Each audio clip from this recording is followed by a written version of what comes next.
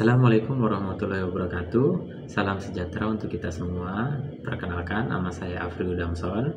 Saya adalah dosen tetap pada program studi Teknik Elektro Universitas Lampung dengan NIDN 0030048906. Pada semester ini, saya mengampu mata kuliah perancangan sistem otomatis. Mata kuliah ini merupakan mata kuliah pilihan dengan bobot 2 SKS teori dan disampaikan pada semester 7 atau 8. Mata kuliah ini termasuk rumpun mata kuliah elektronika dan kendali, bertujuan memberikan pemahaman mendalam tentang konsep dasar sistem otomatis, mulai dari sensor dan transducer, alur sinyal dari analog ke digital dan sebaliknya, prinsip ADC dan DAC, kemudian pengkondisian sinyal, pemrosesan digital, komunikasi data, hingga perancangan sistem power dan kontrol.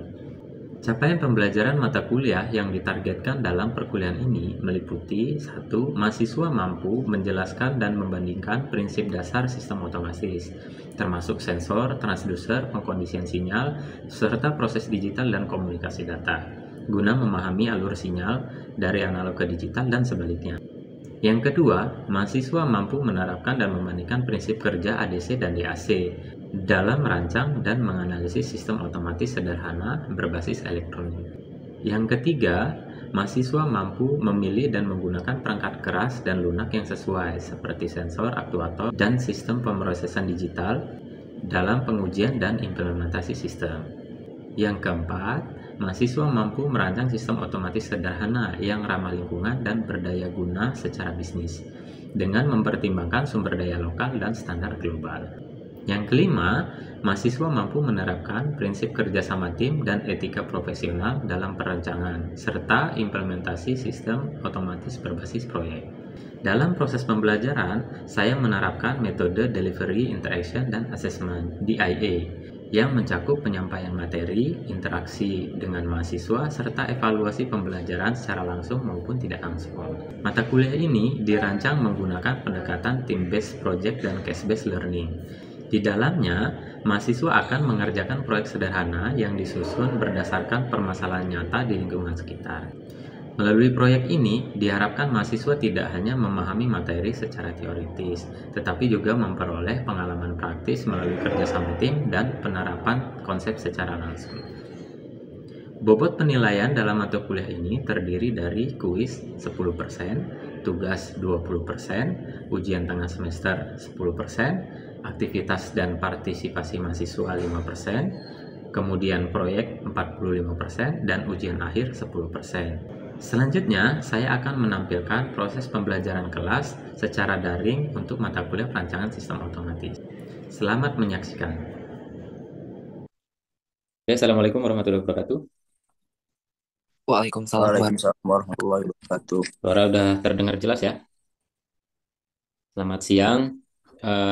Slide saya apakah terlihat? Terlihat, Pak. Oke, ya, terlihat ya. Oke, selamat datang di perkuliahan perancangan sistem otomatis ya. Ini adalah pertemuan pertama. Nanti kita akan membahas konsep sistem otomatis dan sensor dan transducer ya. Mata kuliah ini sebenarnya diampu oleh 2 orang dosen ya. Nanti pertemuan setelah UTS akan diampu oleh Bu Sri Ratna. Oke, ini terkait dengan RPS ya. Kita coba lihat dulu RPS-nya. Oke, ini apakah terlihat RPS-nya? Terlihat, Pak. Ya. Jadi RPS ini nanti juga bisa dilihat atau di-download di Vclass ya. Jadi mata kuliahnya perancangan sistem otomatis di rumpun mata kuliah elektronika dan kendali. Kemudian ini merupakan mata kuliah pilihan ya. Jadi mata kuliah ini akan membahas tentang sistem otomatis ya. Dimulai dari konsep dasar sinyal analog ke digital, kemudian dari digital ke analog, kemudian nanti ada prinsip sensor dan transducer, kemudian ada pengkondisian sinyal, prinsip ADC-DAC, kemudian ada prinsip digital system processing, teknik komunikasi data, kemudian sistem power dan kontrol, dan konsep perancangan sistem otomatis secara keseluruhannya. Nah, di sini ada CPL-nya yang dari Prodi ya, jadi capaian pembelajaran lulusan Prodi, itu yang terkait dengan mata kuliah ini ada 5 ya. Kemudian ini Anda bisa lihat juga capaian pembelajaran mata kuliah ya, CPMK 1 sampai dengan 5. Kemudian nanti yang di terakhir ini adalah berbasis proyek. Jadi mata kuliah ini nanti ada tugas besar ya, sehingga di bobot per bentuk penilaiannya seperti ini ya, dari sebarannya per CPMK dan sebarannya per jenis penilaian ya, kuis, tugas, UTS, aktivitas partisipatif, kemudian ada proyek, ada UAS. Nah, di bagian proyek ini ada nilai bobotnya 45% ya, karena nanti diharapkan kalian bisa membuat satu sistem otomatis sederhana begitu. Bagaimana dengan pembobotan ini? Jadi kuisnya 10%, tugas 20%, UTS 10% saja ya. Kemudian nanti ada keaktifan itu 5%, proyeknya 45%, sehingga totalnya 100%. Apakah semuanya setuju? Setuju, Pak. Setuju, Ya, Pak. gitu ya. Setuju, Pak. Jadi saya pikir ini sudah cukup baik lah ya. Nah, kemudian di pustakanya ini ada beberapa buku ya yang bisa jadi referensi. Kemudian ada pendukungnya juga ada ini. Selain itu juga ada studi kasus dari hasil-hasil penelitian dan pengabdian dosen pengampu ya. Kemudian media pembelajarannya menggunakan V-Class, Arduino IDE, Tinkercad Circuit, Proteus, Freezing, Putih, Serial Plotter. Nah, dan juga menggunakan hardware ya, laptop masing-masing. Saya pikir tidak perlu spesifikasi yang seperti untuk gamer lah ya begitu, karena ini software-softwarenya juga cukup ringan ya. Oke, kita kembali ke slide. Nah, yang CPMK 1 ini terkait dengan CPL penggunaan perangkat keras lunak terkini ya, CPL 6, dan penguasaan prinsip rekayasa elektro ya, CPL 7 dari capaian pembelajaran lulusan yang program studi ya. Kemudian ini mengenai kontrak perkuliahan tadi sudah sedikit kita singgung mengenai pembobotan penilaian ya. Namun ada tambahan ya, kehadiran minimal 75%. Jadi akan diproses penilaian itu kalau kehadirannya sudah mencukupi 75% ya. Media tadi sudah kita singgung sedikit menggunakan V-Class. Anda bisa klik link ini, nanti akan terhubung ke V-Class ya. V-Class-nya ini coba saya share juga. Apakah terlihat V-Class-nya? Sudah terlihat, Pak. Oke ya. Ya, Pak. Nah, nanti Anda bisa join di V-Class. Sudah saya buka ya untuk bisa join pribadi, secara pribadi dari mahasiswa. Ada RPS ya. Kemudian di pertemuan pertama ada materi tentang sistem otomatis, sensor, dan transducer ya untuk pertemuan pertama. Oke, kita kembali ke slide ya. Kemudian selain V-Class kita ada medianya yaitu WA Group. Nanti saya minta Muklas ya membuat WA Group, dimasukkan teman-temannya termasuk saya juga di dalam WA Group tersebut ya agar memudahkan kita komunikasi ya. Jika ada ketidakjelasan misalkan tugasnya lupa, deadline pengumpulan kapan, atau tugasnya perlu deskripsi lebih detail ya, atau misalkan Anda tidak bisa mengikuti perkuliahan karena sesuatu hal, silakan dikomunikasikan di WA Group ya nanti. Kemudian sebelum masuk ke materi perkuliahan, saya ingin bertanya lebih dahulu, menurut kalian sistem otomatis itu sistem yang bagaimana? Ada yang punya pendapat? Silakan. Baik, Pak. Sebelumnya izin menjawab. Ya, silakan. Perkenalkan, nama saya Mairani dengan NPM 221503116. Jadi untuk sistem otomatis itu adalah suatu sistem yang dapat bekerja secara sendiri tanpa perlu dari trigger dari manusia dengan menggunakan sensor dan kontrol logika. Terima kasih. Oke, benar sekali ya. Jadi sistem otomatis ya, namanya otomatis berarti dia tidak perlu banyak campur tangan manusia ya. Jadi ada keywordnya yaitu banyak intervensi dari manusia. Jadi tidak full ya semuanya. Ada juga memang yang sudah full begitu. Jadi kalau ada satu hal yang eh, dari sebuah subsistemnya begitu dia sudah tidak perlu campur tangan manusia, itu sudah cukup disebut sebagai sistem otomatis ya.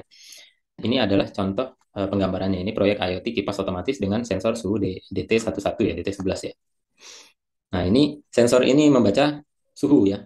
Kemudian mengirim ke microcontroller. Kemudian dari microcontroller ini melakukan proses ya untuk bisa mengendalikan kipas gitu. Apakah dia akan hidup begitu ataukah akan mati. Dan ini tidak perlu campur tangan manusia gitu ya. Nah, kemudian ini ada B itu maksudnya adalah ke IoT ya, ke database ya. Kemudian sistem otomatis itu menggunakan sensor, kontrol logika, dan aktuator ya. Kontrol logikanya ada di dalam microcontroller ya. Banyak digunakan di industri, rumah pintar, transportasi, dan lain-lain gitu. Nah, biasanya kalau kita sudah ranahnya ke industri, maka dia punya standar khusus untuk perangkat-perangkat atau komponen-komponen yang digunakan ya, termasuk sensor, kemudian microcontrollernya apa gitu ya. Perlu standar khusus gitu. Nah, kemudian ini kita masuk ke komponen utama sistem otomatis ya. Tadi sudah disinggung, yaitu yang pertama sensor, mengukur besaran fisik, suhu, tekanan, dan lain-lain ya ke dalam bentuk listrik. Nah, kalau yang kedua yaitu transducer ya, mengubah energi dari satu bentuk ke bentuk yang lain. Kemudian ada pengkondisian sinyal, menyesuaikan sinyal untuk diproses. Mengapa kita perlu pengkondisian sinyal?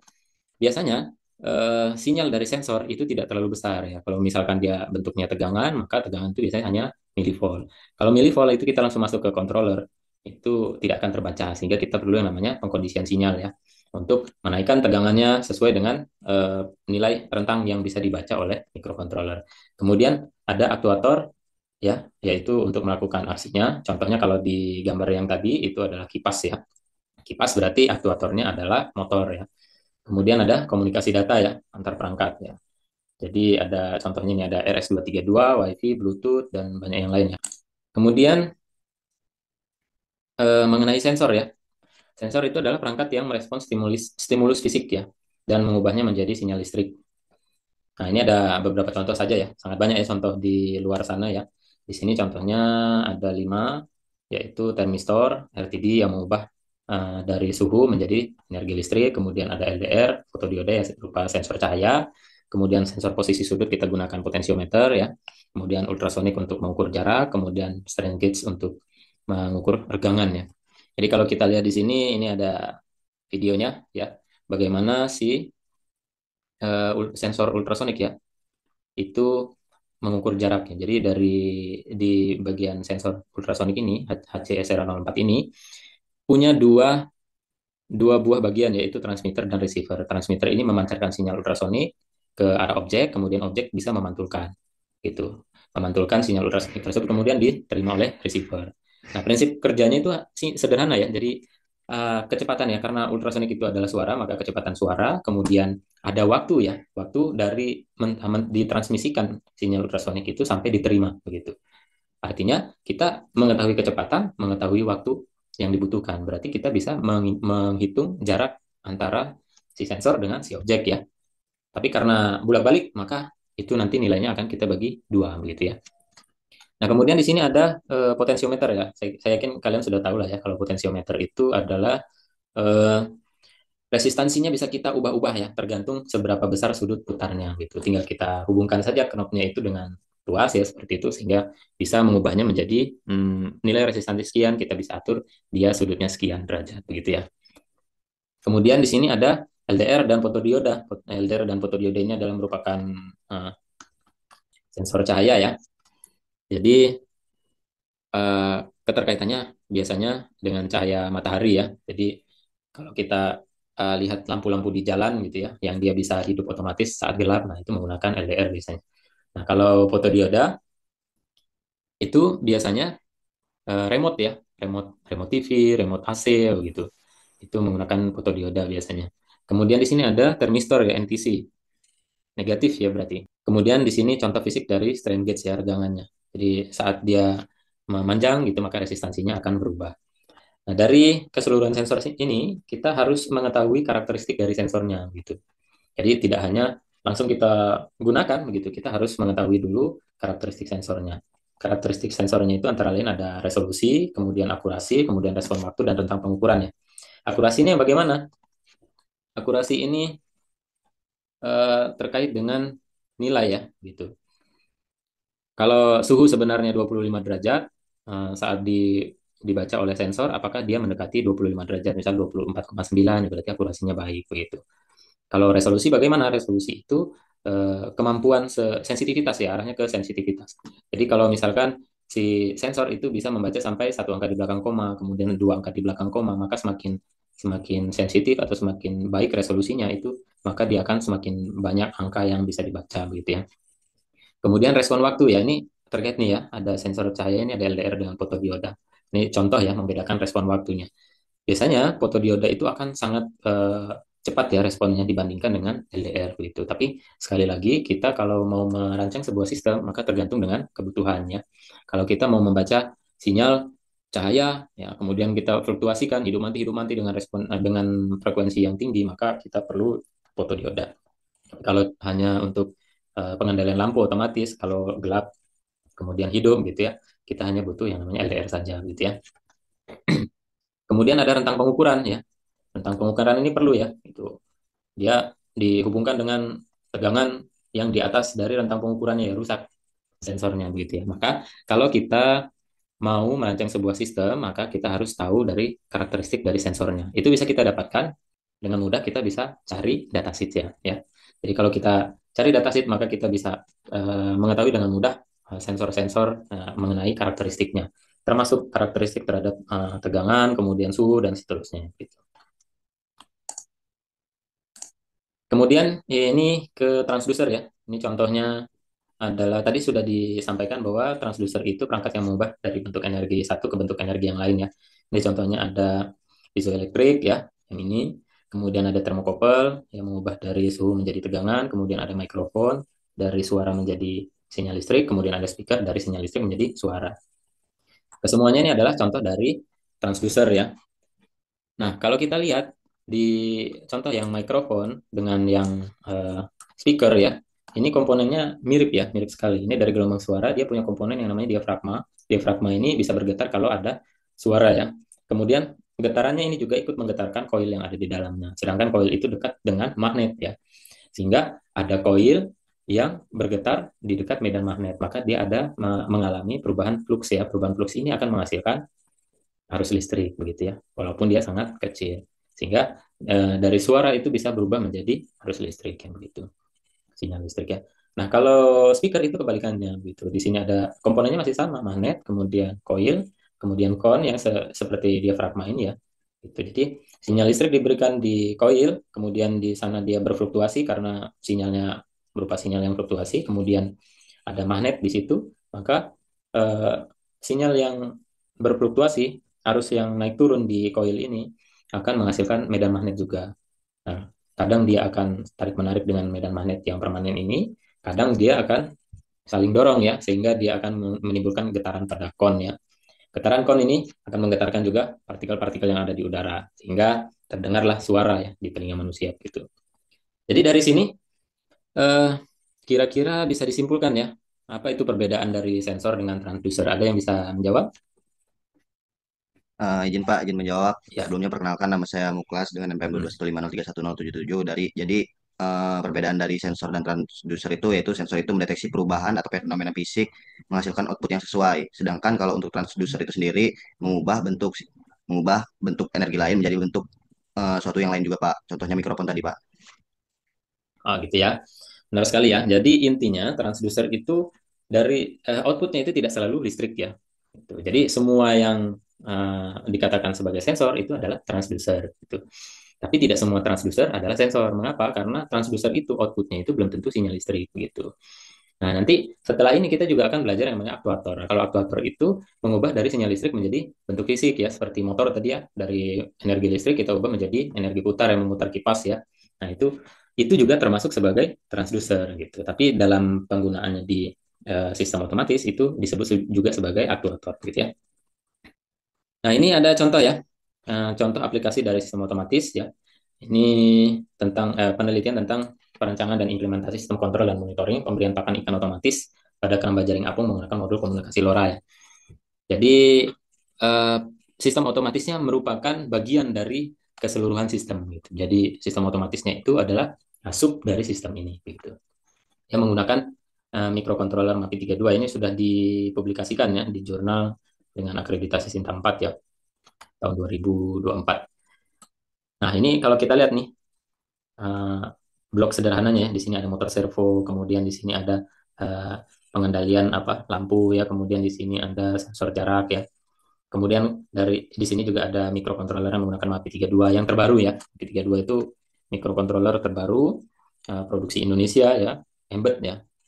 Embed dengan apa? Di sini ada komunikasinya LoRa, modul LoRa sudah ada di dalamnya begitu. LoRa itu apa? LoRa itu adalah komunikasi menggunakan frekuensi radio sehingga dia tidak membutuhkan koneksi internet ya. Jadi dari MAPI 32 ke SP32 ini dia tidak perlu menggunakan internet ya. Sangat berguna ya karena ini lokasi pemasangannya di keramba jaring apung di tepi di pesisir pantai ya. Ini lokasinya di Padang Cermin waktu itu kami lakukan. Jadi sinyal juga sulit ya sehingga untuk sistem ini tidak terkendala dengan kebutuhannya infrastruktur internet ya. Jadi dari SP32 itu komunikasi melalui Bluetooth ke aplikasi Android ya, sehingga gadget yang dimiliki oleh nelayan itu bisa mengontrol dan memonitor ya status dari pemberian pakan ikan otomatisnya begitu. Sensornya mana? Sensornya ini ya, ada sensor jarak. Ya. Digunakan untuk apa? Sensor jarak ini digunakan untuk memantau ketersediaan dari pakan ikannya gitu. Jadi keramba jaring apung itu metode yang dipakai nelayan untuk beternak ikan ya di tengah laut ya. Tidak terlalu tengah ya, jaraknya sekitar 200 sampai 300 meter dari bibir pantai ya begitu. Biasanya nelayan itu untuk memberi pakan ikannya kalau belum belum ada alat ini itu manual ya. Jadi mendayung ke keramba kemudian memberi makan ikan itu bolak-balik ya begitu. Jadi dengan adanya alat ini ya tidak perlu lagi ya, tinggal monitor aja di HP begitu, di gadgetnya, di gawainya begitu, dengan interface yang sudah dibangun gitu.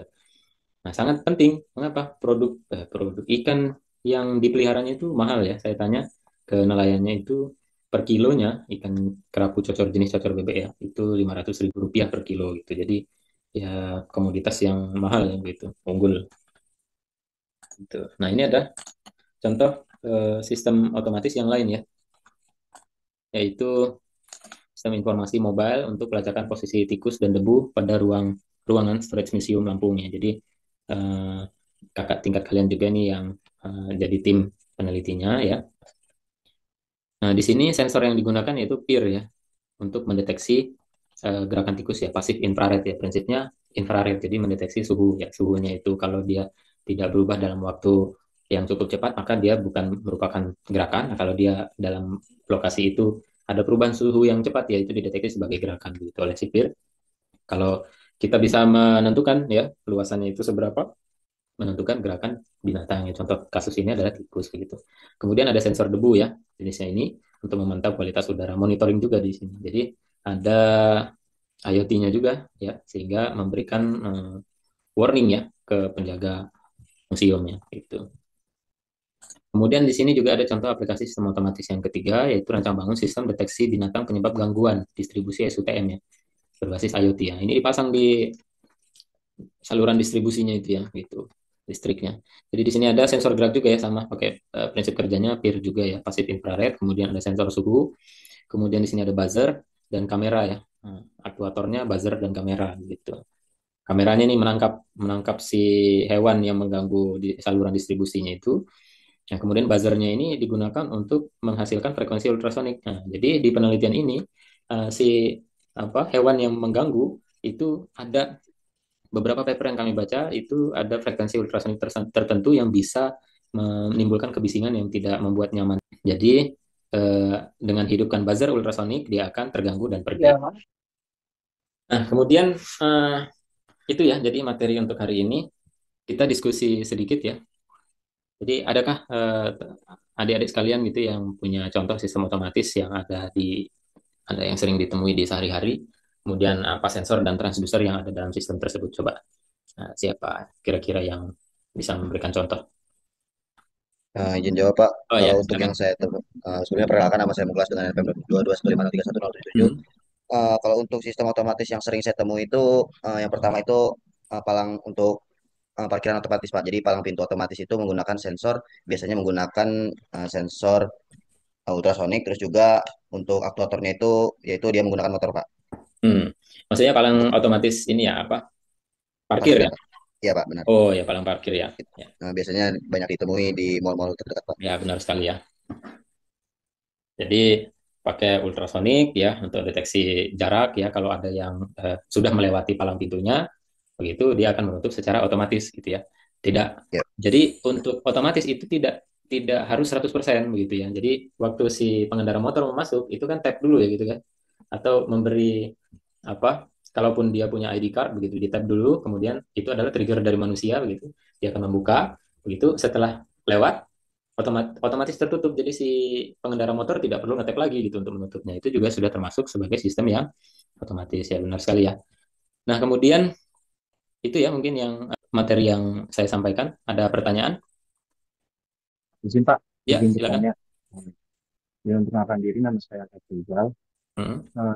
Saya 2315 satu izin bertanya Pak, bagaimana kita cara memastikan keamanan dan keamanan sistem otomatis? Terima kasih. Oke ya, pertanyaan yang bagus ya. Jadi kalau kita berbicara dengan tentang keamanan dan keandalan dari sistem otomatis itu, kaitannya itu sangat erat dengan tadi ya, karakteristik dari si sensor ya, karakteristik dari perangkat-perangkat ya, komponen-komponen yang kita gunakan dalam sistem otomatis tersebut ya gitu. Jadi intinya bagaimana kalau kita mau merancang itu agar andal itu gunakan sensor yang sesuai dengan kebutuhan gitu. Tadi saya sudah sampaikan kita bisa membaca datasheet ya. Kalau kita gunakan sensor gitu yang rank tegangannya di bawah dengan dari kebutuhan yang kita perlukan, maka ya pastinya sudah tidak handal begitu ya. Atau kita mau frekuensinya cepat tapi kita gunakan LDR gitu, belum aja direspon sama LDR sudah ada sinyal input yang lain begitu ya, maka tidak sesuai gitu. Jadi kita perlu merancang gitu, butuhnya frekuensinya bagaimana, kemudian tentang suhu ya, misalkan kita pakai sensor suhunya dari rentang bagaimana, suhu untuk manusia kah atau suhu untuk furnace ya kan, untuk pembakaran batu bara. Nah itu kan sangat jauh berbeda gitu rentang suhunya, itu harus kita desain dengan hati-hati ya gitu. Kemudian meskipun itu sudah sesuai, kita juga perlu yang namanya kalibrasi ya, kalibrasi sensor secara berkala. Jadi sensor itu bisa berubah akurasinya seiring waktu. Walaupun di awalnya, apalagi yang suhunya ekstrim ya, sensor suhu untuk pembakaran di batu bara begitu, di awal dipasang mungkin dia bisa bekerja sesuai dengan fungsinya begitu. Tapi lambat laun sensor itu punya usia pakai gitu. Jadi kita harus monitoring ya, periodik gitu, bagaimana kinerja dari komponen-komponen yang kita gunakan gitu. Kemudian ada juga harus melakukan pengujian sistem ya, sistem otomatis harus diuji dulu. Jadi setelah kita rancang, kita perlu uji dulu dengan kondisi-kondisi yang ekstrim gitu. Makanya kalau dalam penelitian kita mau sampai produksi massal itu ada stepnya gitu. Jadi dimulai dari model dulu, kemudian nanti ada prototype ya, level laboratorium, kemudian nanti baru masuk ke industri ya begitu. Setelah industri nanti akan memenuhi dari standar-standarnya, itu baru bisa kita produksi massal begitu ya. Nah, kemudian ada tips juga ya, berikan batas aman ya. Jadi ada limit limit setting ya, berdasarkan dari datasheet tadi ya. Walaupun datasheetnya misalkan dari 0 sampai 5 volt ya, lebih baik kita jangan sampai 5 voltnya itu, di bawahnya gitu, 80% atau 70% dari maksimal ya gitu. Itu akan lebih aman ya. Ada lain yang ingin ditanyakan? Izin Pak, Ya, Merdi. jadi nama saya Merdi Nurentama dengan Hmm, NPM 235031122. ya. Saya izin, apakah ada dampak negatif terhadap lingkungan dari penggunaan sistem otomatis yang berlebihan? Gitu ya. Pertanyaannya bagus sekali ya. Out of the box ya. Jadi kita bahas tentang prinsip kerja sensor, kemudian prinsip kerja dari transducer, kemudian ada sistem otomatis. Tapi ini kita bahas dari dampak negatif ke lingkungan ya. Sangat baik ya. Jadi cara berpikir memang sudah harus seperti itu ya. Jadi kalau kita masuk ke dalam satu permasalahan yang sedang dibahas, kita juga harus memiliki wawasan yang luas ya. Jadi kita harus memiliki pandangan di luar dari sistem tersebut yang berkaitan. Nah, kaitannya di sini adalah ke lingkungan. Sudah pasti ya, pasti dampak negatifnya itu ada gitu. Kalau kita banyak menggunakan listrik, mesin, sensor, komputer, otomatis ya kan, perlu listrik terus-menerus gitu. Kalau listriknya dari energi yang tidak ramah ya, bukan yang terbarukan, maka bisa memperburuk polusi ya, global warming gitu ya.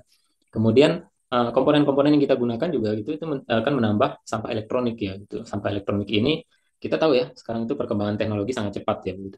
Jadi nanti ada lagi yang baru dibuang, ada lagi yang baru dibuang gitu. Kalau kita buang sembarangan itu bisa mencemari tanah, mencemari air ya, mencemari lingkungan ya, karena dia punya bahan kimia yang berbahaya. Cukup jelas penjelasannya? Cukup jelas Pak. Oke ya, saya kira cukup ya. Jadi waktunya kita terbatas. Di sini ada tugas, nanti tugasnya masing-masing di-upload di Vclass ya. Itu. Kemudian juga ada kuis ya. Kuisnya itu ada di Vclass. Kuisnya hanya dapat dikerjakan satu kali, tapi ya waktunya Anda bisa pilih sampai dengan pertemuan berikutnya ya. Oke ya, kita tutup perkuliahan hari ini ya. Jadi sebelum kita tutup, ini ada rencana untuk pertemuan selanjutnya masih CPMK 1, tapi nanti kita akan membahas tentang pengkondisian sinyal ya.